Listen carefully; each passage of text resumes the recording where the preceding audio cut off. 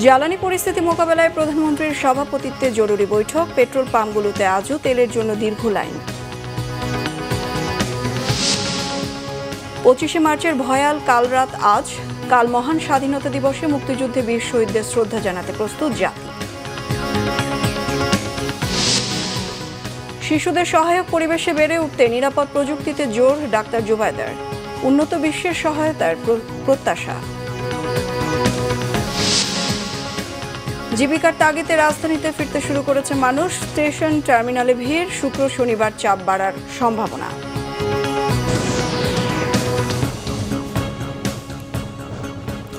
দেখছিলেন crown cement সংবাদ শিরোনাম। দেশের জ্বালানি পরিস্থিতি মোকাবেলায় করণীয় নিয়ে সরকারের বিশেষ বৈঠক হয়েছে। প্রধানমন্ত্রী তারেক রহমানের সভাপতিত্বে সকালে সচিবালয়ে মন্ত্রিপরিষদ বিভাগের নিজ দপ্তরে এই বৈঠক অনুষ্ঠিত হয়। গুরুত্বপূর্ণ এই সভায় বিদ্যুৎ ও জ্বালানি মন্ত্রী সহ সংশ্লিষ্ট বিভিন্ন মন্ত্রণালয়ের মন্ত্রীরা উপস্থিত ছিলেন।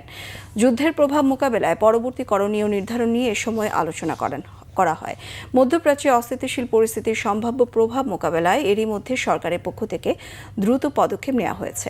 এদিকে বিকেল 4টায় মন্ত্রিপরিষদের সভাকক্ষে জরুরি বৈঠক হবে।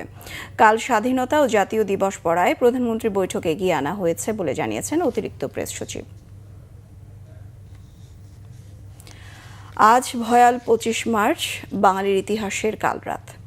ভয়াল সেই রাতে ঘটেছিল বিশ্ব ইতিহাসের নৃশংসতম গণহত্যা। নিরীহ বাঙালির ওপর পাকিস্তানি হানাদার বাহিনীর চালানো বর্বর গণহত্যার সেই নারকীয় হত্যাযজ্ঞের স্মরণে ও গণহত্যা দিবস পালনের লক্ষ্যে প্রতি বছর এই দিনে পালিত হয় প্রতীকী ব্ল্যাকআউট। ভয়াল রাতের আরও খবর জানাচ্ছেন সৈকত সাদিক। 25 মার্চ ভয়াল কাল রাত। 71-এর সেই সন্ধ্যা থেকেই ঘুমন্ত ও নিরীহ মানুষের উপর হত্যাযজ্ঞে মেতে ওঠে পাকিস্তানি হানাদার বাহিনী। সকাল থেকেই পরিস্থিতি ছিল থমথমে। সেদিন জুলফিকার আলী ভুট্টো ও ইয়াহিয়া খান গোপন বৈঠক করে এই অঞ্চলের মানুষের উপর সামরিক শক্তি প্রয়োগের সিদ্ধান্ত নেয়। সন্ধ্যায় ইয়াহিয়া ঢাকা ত্যাগ করে। মধ্যরাতে পাকিস্তানি সৈন্যরা সাজোয়া ট্যাঙ্ক দিয়ে অপারেশন সার্চলাইট নামে ঘুমন্ত নিরস্ত্র বাঙালিদের উপর নির্বিচারে হত্যাযজ্ঞ শুরু করে। ঢাকা বিশ্ববিদ্যালয়, পিলখানা আর রাজারবাগে অতর্কিত হামলা চালিয়ে ছাত্র শিক্ষক, বাঙালি পুলিশ ও সামরিক সদস্যদের হত্যা করে। ঢাকা ছাড়াও চট্টগ্রাম, রাজশাহী, খুলনা ও সিলেট সহ দেশের বিভিন্ন জায়গায় চলে গণহত্যা। ঢাকা বিশ্ববিদ্যালয় থেকে ইকবাল হলের পাশ থেকে আওয়াজ আসতেছে, টের পাওয়া যাচ্ছে ওখানে গুলি হচ্ছে। গুলি হলে আমরা শুনছি।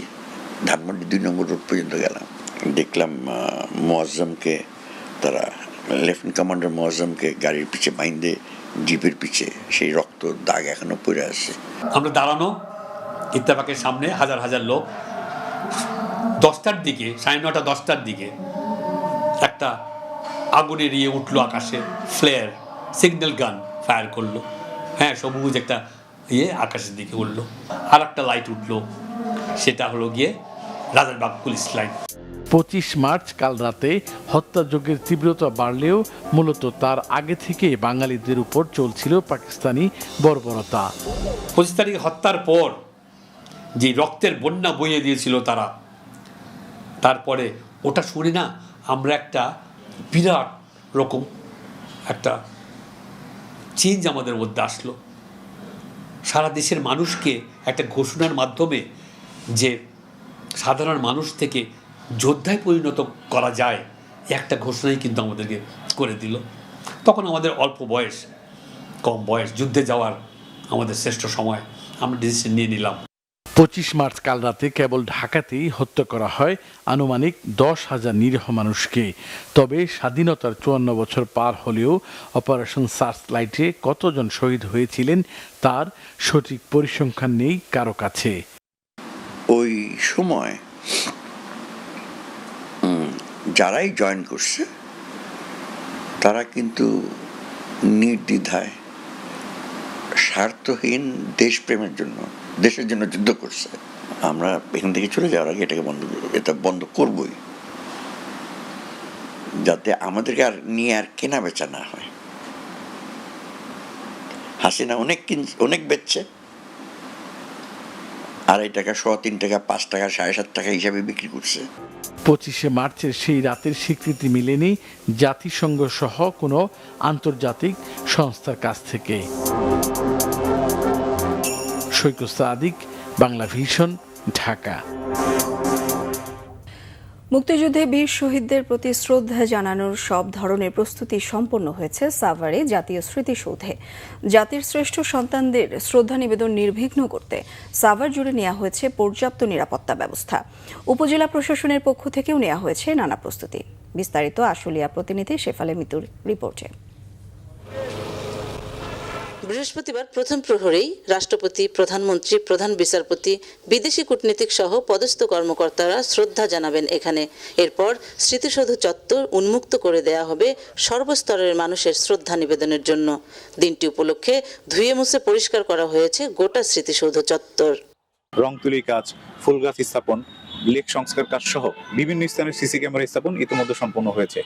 স্বাধীনতা দিবসে স্মৃতিসৌধ এলাকায় নিশ্চিদ্র নিরাপত্তা ব্যবস্থা নেয়ার কথা জানিয়েছে পুলিশ।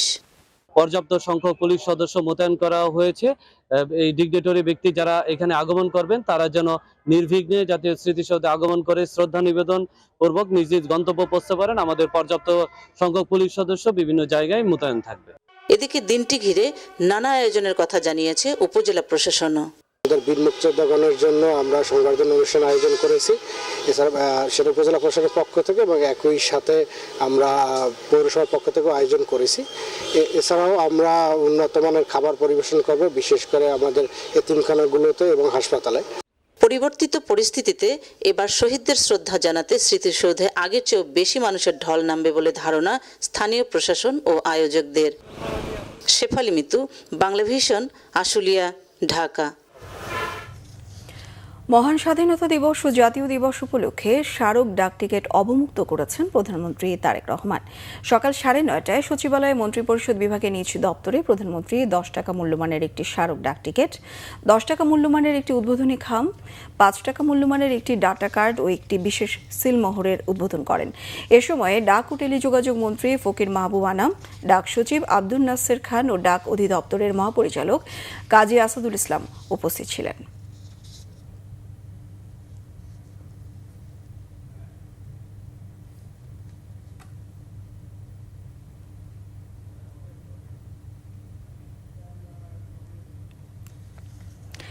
রাজধানীর পেট্রোল পাম্পগুলোতে আজও গ্রাহকদের দীর্ঘ লাইন। দর্শক, বিজয় সরণি ট্রাস্ট ফিলিং স্টেশনে আছেন এই মুহূর্তে সহকর্মী মেজবা রহমান, যুক্ত হচ্ছে তার সঙ্গে। মেজবার, সরকার বলছে জ্বালানি তেলের সংকট নেই, তারপরও পেট্রোল পাম্পগুলোতে তেলের জন্য দীর্ঘ লাইন দেখা যাচ্ছে। তো এ ব্যাপারে পাম্প মালিকরা কি বলছেন?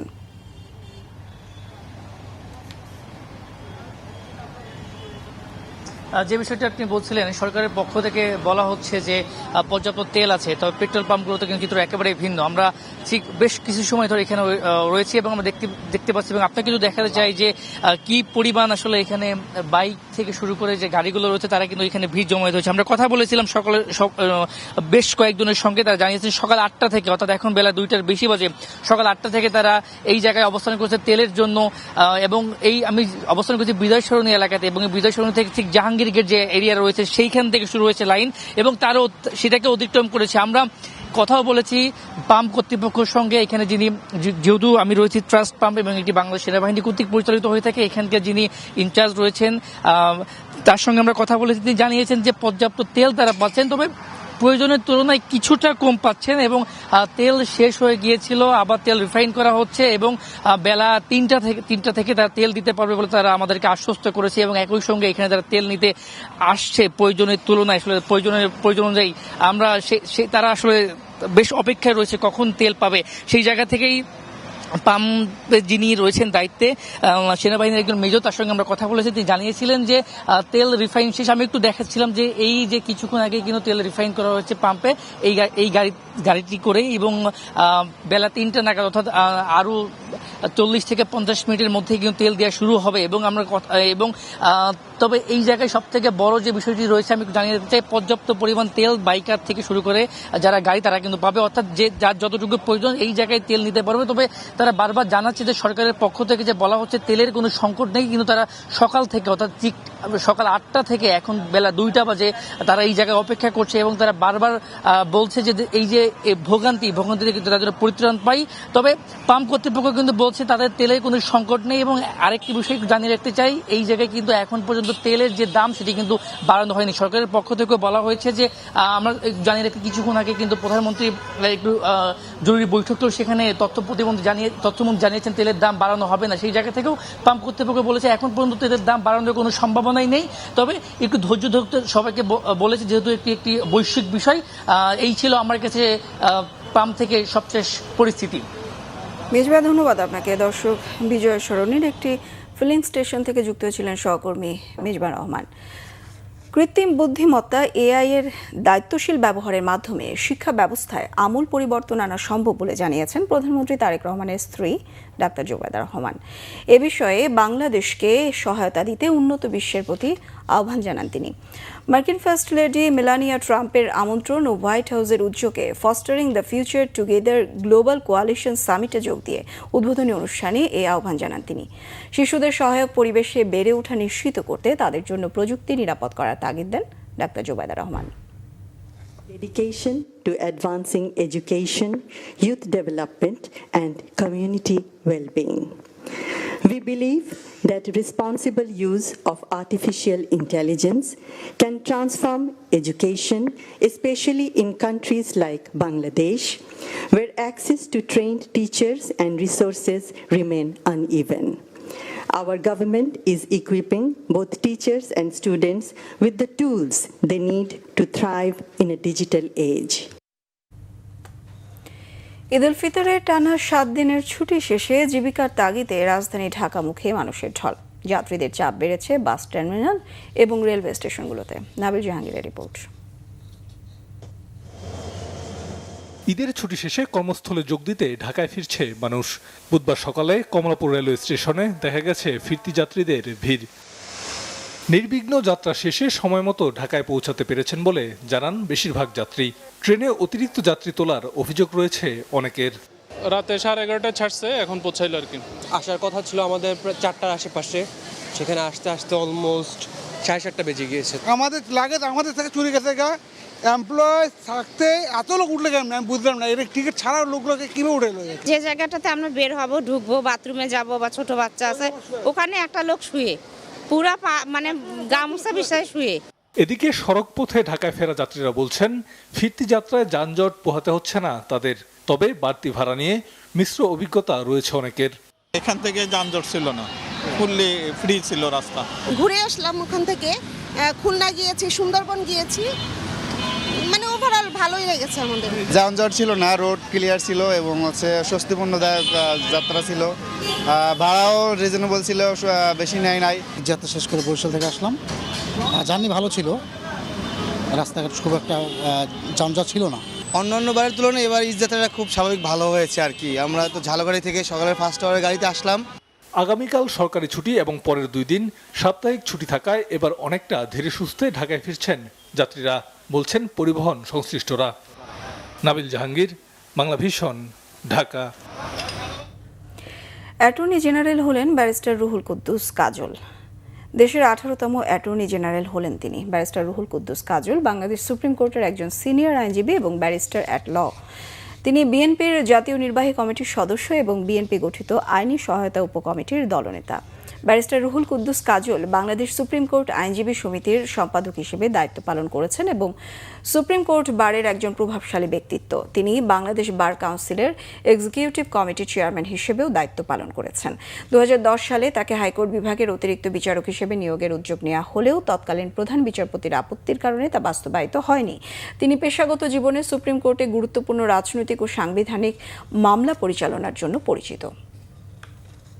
রেভিনিউ ভাগাভাগির আওতায় বাংলাদেশ ডাক বিভাগকে এবার 13,82,30,470 টাকা রেভিনিউ দিয়েছে দেশের অন্যতম মোবাইল আর্থিক সেবা নগদ। 2024 সালের জানুয়ারি থেকে 2025 সালের জুন মাস পর্যন্ত সময়ে নগদের রেভিনিউ থেকে ডাক বিভাগকে এই অর্থ প্রদান করা হয়েছে। দুপুরে আগারগাঁওয়ের ডাক ভবনে এক অনুষ্ঠানের মাধ্যমে ডাক অধিদপ্তরের মহাপরিচালক কাজী আসাদুল ইসলামের কাছে চেক হস্তান্তর করেন নগদের chief financial officer Afzal Ahmed. এ সময় সেখানে নগদ লিমিটেড ও ডাক বিভাগের ঊর্ধ্বতন কর্মকর্তারা উপস্থিত ছিলেন। ডাক বিভাগের সঙ্গে চুক্তি অনুযায়ী ব্যবসা পরিচালনার জন্য প্রযুক্তি সহ প্রয়োজনীয় সকল বিনিয়োগই করবে নগদ লিমিটেড। সেবা পরিচালনার ক্ষেত্রে ডাক বিভাগের কোনো আর্থিক বিনিয়োগ থাকবে না, তবে সেবা থেকে রেভিনিউয়ের 51% পাবে নগদ লিমিটেড, পাবে বাকি 49% রেভিনিউ। চেক হস্তান্তরের পর নগদের ব্যবস্থাপনা কর্তৃপক্ষকে ধন্যবাদ জানিয়ে ডাক অধিদপ্তরের মহাপরিচালক বলেন, নগদ এই খাতের বাজারে যথেষ্ট প্রতিযোগিতা সৃষ্টি করতে সক্ষম হয়েছে, যা ক্যাশলেস লেনদেনে আরও উৎসাহ দিচ্ছে গ্রাহকদের। এই ছিল এখনকার মতো। পরের সংবাদ বিকেল 4টায়। 3টায় থাকছে নিউজ টপ 10। দেখার আমন্ত্রণ রইল। এতক্ষণ সঙ্গে থাকায় ধন্যবাদ সবাইকে।